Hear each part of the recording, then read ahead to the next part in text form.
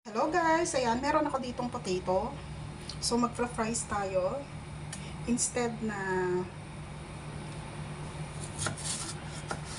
ano to? Tawag nito? Yung patatas. Ito na lang kamote. Hindi ko alam kung matamis to.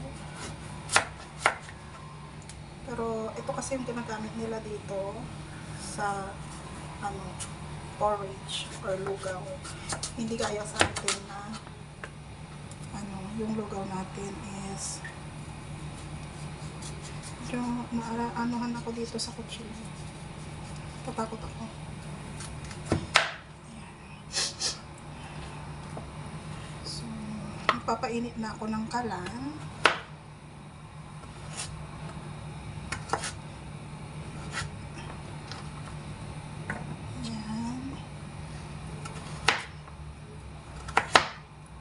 Papasahan ako, kaso talaga kung tagal niya sa banyo eh. Dahil kinulayan ko yung kanyang buhok and di pa ako nakakabili ng aking lunch. Magpasado alauna na, mag alas 2 na actually. Tinaban na ako. So sabi ko may kamote pala ako dyan. So ito na lang yung magiging lunch. Ayan. Diba?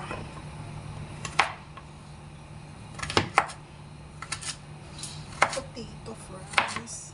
Sweet potato fries.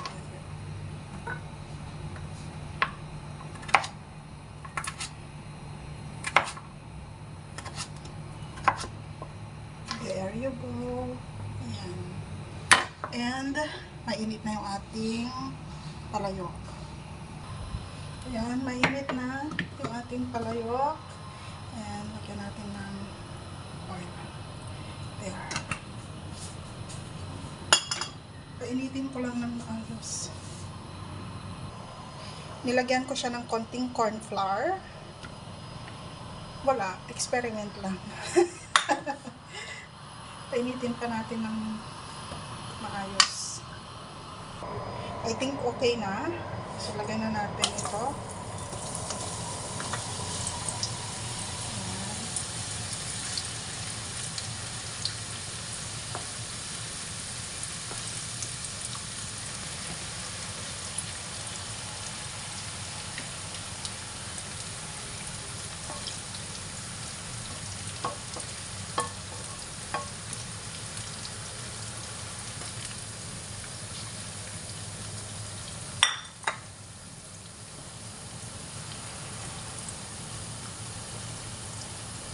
Gusto ko lang na may konting crunchy-crunchy kasi kaya ko linagyan ng konting corn flour.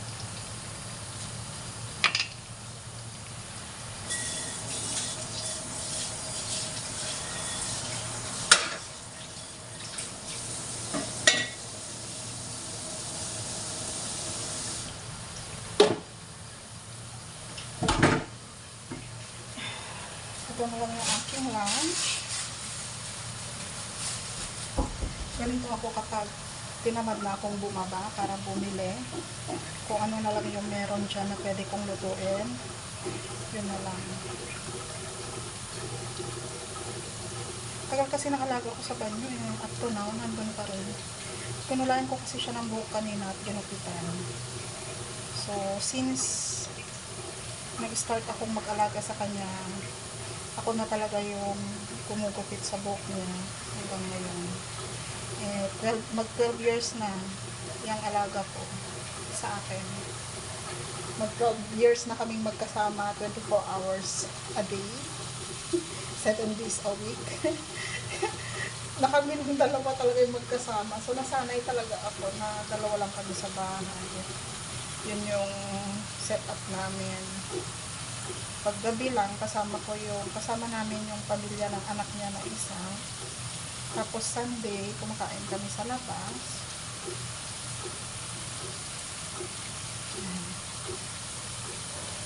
Sarap. There you go. Diba? So, yummy.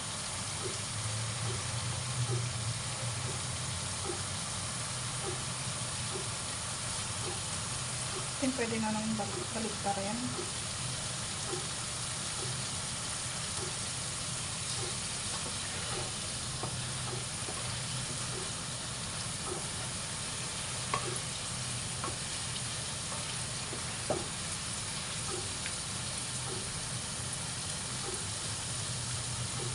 Mas mabuti nga ang food ko. Parang gamitin ko kasi pero yung hindi balik pa rin. So na lang food ko na lang. So isa-isa kong balik pa rin.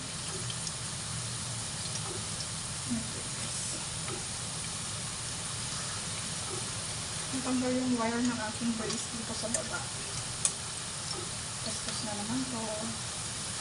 Kasi ako nakapagpatanggal sa Pilipinas. Papa-schedule kasi ako sa anak ko. Hindi na ako in-schedule. Mahal kasi dito. Hindi na pwede itong iabot pa next year. Sa Pinas. Kailangan ko na dalagang dito. Sa dentist. Siguro magpapakailan na rin ako. Tumastos ako ng eyeglass ko last month, 200 plus. Meron na naman, pag-print ko na naman. Ay nako. Sige, push na lang para kasi pasokan na ito. Kung naano ko yung enrollment ng anak ko sa college kasi naka-private school siya. Kaya habang may 2 buwan pa bago ang pasukan, push na natin ang gastusin. Baka hindi na ako makakaw sa dentist dito kapag mahal dito kasi ang dentist.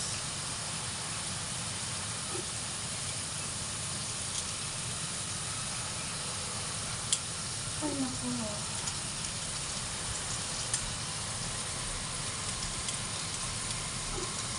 Oh, so yummy.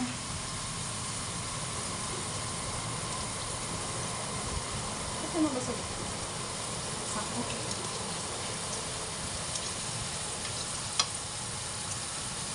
Ito na siya.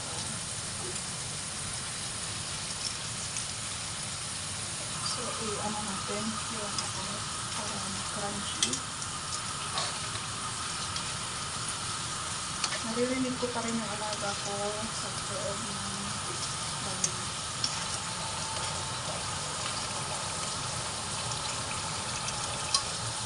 Nasa kanilang phone.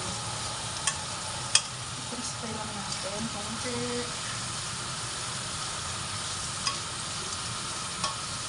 Yes.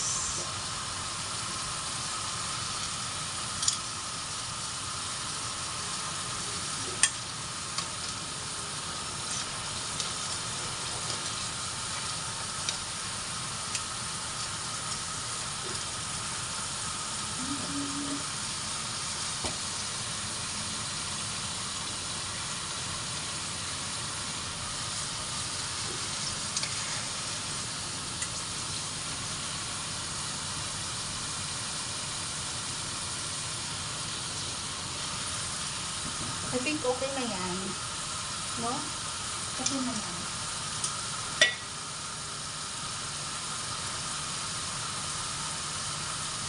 Kulang ako ng kitchen paper. Okay na. Ito natin siya.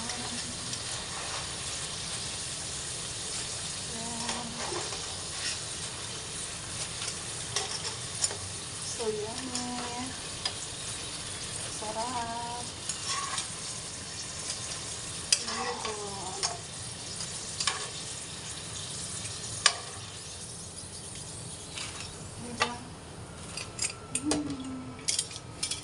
Ito na yung aking lunch. Oh, there you go. Tama na to. Siguro tubig na lang ako. Huwag na ako magkape. Dahil sunod-sunod na yung aking pagkakape. So, okay na yan. Thank you for watching and bye-bye. Salamat po.